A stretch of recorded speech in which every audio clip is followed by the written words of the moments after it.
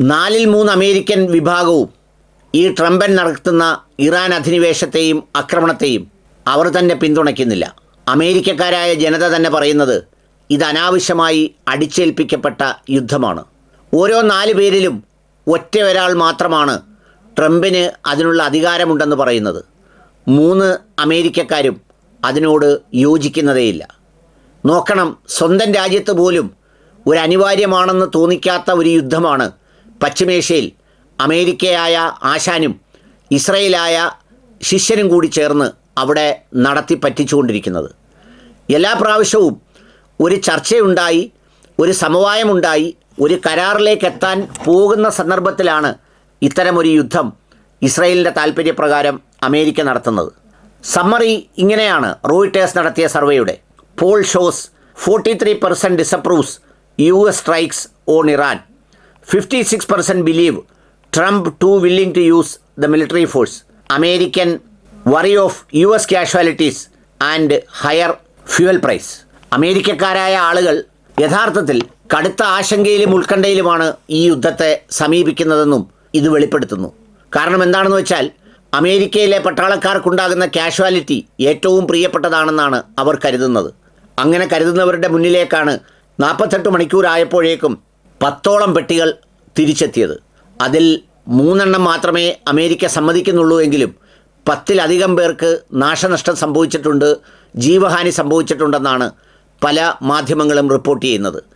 അതുകൂടാതെ തന്നെ ഇന്ധനവിലയുടെ വർധനവ് അത് കടുത്ത ആഘാതമായിരിക്കും ലോകത്തുണ്ടാക്കുക. അത് സമൂഹത്തെ മുഴുവൻ ബാധിക്കും. സാമ്പത്തിക പ്രതിസന്ധി മൂലം നല്ലൊരു വിഭാഗം ജനങ്ങളും അമേരിക്കയിലടക്കം നട്ടം തിരിയുന്ന വേളയിൽ ഒരു കാരണവുമില്ലാതെ, പ്രത്യേകിച്ച് എന്തെങ്കിലും ഒരു അധിനിവേശ ഫാക്ടറോ അല്ലെങ്കിൽ സ്വയം പ്രതിരോധിക്കാനുള്ള അവകാശമെന്നോ അല്ലെങ്കിൽ മറ്റെന്തെങ്കിലും ഒരു യുദ്ധസമാനമായ അന്തരീക്ഷമോ ഒന്നുമില്ലാതെ ഫെബ്രുവരി 28-ന് വെറുതെ കയറി നടത്തിയ അക്രമത്തെ തങ്ങൾ അനുകൂലിക്കുന്നില്ലെന്നാണ് അമേരിക്കൻ ജനത പറയുന്നത്. പലപ്പോഴും അവിടുത്തെ ഭരണാധികാരികൾ ഇതുപോലെയുള്ള യുദ്ധവെറിയന്മാരും യുദ്ധക്കൊതിയന്മാരുമൊക്കെ ആവുമെങ്കിലും കമ്പയറബിളി അമേരിക്കൻ ജനത കുറച്ചുകൂടി ഡെമോക്രാറ്റിക്കാണ്. കുറച്ചുകൂടി ആശയങ്ങളിൽ അവർ സ്വാതന്ത്ര്യം പ്രകടിപ്പിക്കാറുണ്ട്. ചിലപ്പോഴൊക്കെ നമ്മുടെ ജനങ്ങളെക്കാൾ അവർ കുറച്ചുകൂടി ഉയർന്ന നിലയിൽ സ്വന്തം രാജ്യം ഇടപെടുന്ന വിഷയങ്ങളിൽ പോലും പ്രതികരിക്കും എന്നുള്ളതാണ് അതിൻ്റെ ഒരു പ്രത്യേകത. ഏതായാലും ഈ റോയിട്ടേഴ്സിൻ്റെ സർവേ ആഗോളതലത്തിൽ വലിയ ചർച്ചയായിട്ടുണ്ട്. അവർ ഈ ഓരോ ഫാക്ടേഴ്സിലും എങ്ങനെയാണ് അമേരിക്കൻ അഡൾട്ടും എങ്ങനെയാണ് അമേരിക്കൻ യൂത്തും അമേരിക്കൻ വനിതയും ഒക്കെ ഇതിനോട് പ്രതികരിക്കുന്നതെന്ന് വളരെ വിശദമായി സർവേ നടത്തിയിട്ടുണ്ട്.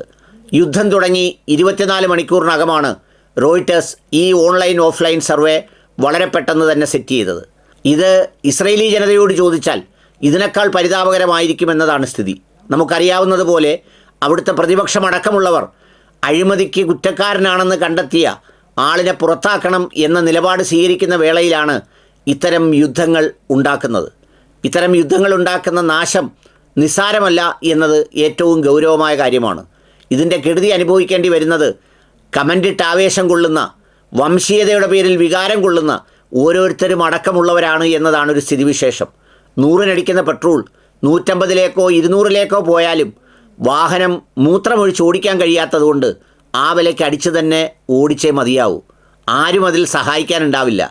ഒരു വംശീയതയും ഒരു ദേശീയതയും ഒരു വികാരവും പറഞ്ഞാലും അതിനൊന്നും പരിഹാരവും ഉണ്ടാവില്ല. ഏതായാലും അമേരിക്കൻ ജനത അത് തിരിച്ചറിയുന്നു എന്നുള്ളതാണ് റോയിട്ടേഴ്സ് സർവേ സൂചിപ്പിക്കുന്നത്.